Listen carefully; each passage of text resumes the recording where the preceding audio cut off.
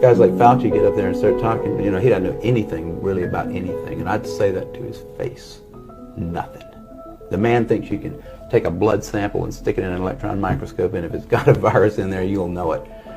He doesn't understand electron microscopy, and he doesn't understand medicine, and he should not be in a position like he's in. Most of those guys up there on the top are just total administrative people, and they don't know anything about what's going on at the bottom. Those guys have got an agenda, which is not what we would like them to have, being that we pay for them to take care of our health in some way. They've got a personal kind of agenda. They make up their own rules as they go. They change them when they want to, and they smugly, like Tony Fauci, does not mind going on television in front of the people that pay his salary and lie directly into the camera.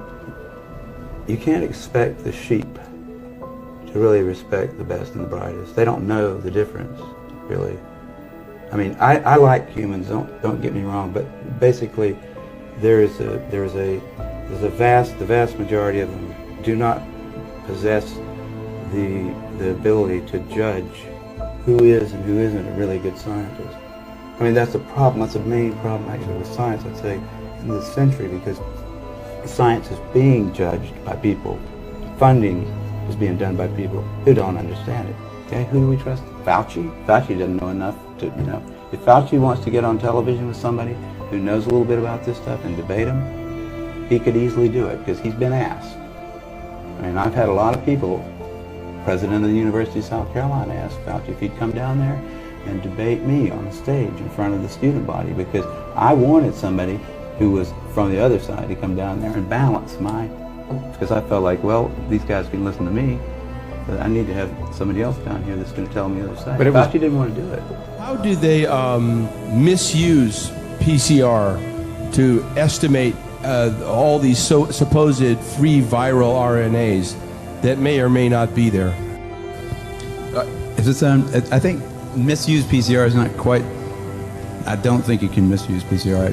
No, the results, the interpretation of it. See, if you can say, if they could find this virus in you at all, and with PCR, if you do it well, you can find almost anything in anybody. It starts making you believe in the sort of Buddhist notion that everything is contained in everything else, right? I mean, because if you can amplify one single molecule up to something that you can really measure, which PCR can do, then there's just very few molecules that you don't have at least one single one of them in your body, okay? So that could be thought of as a misuse of it, just to claim that it's meaningful.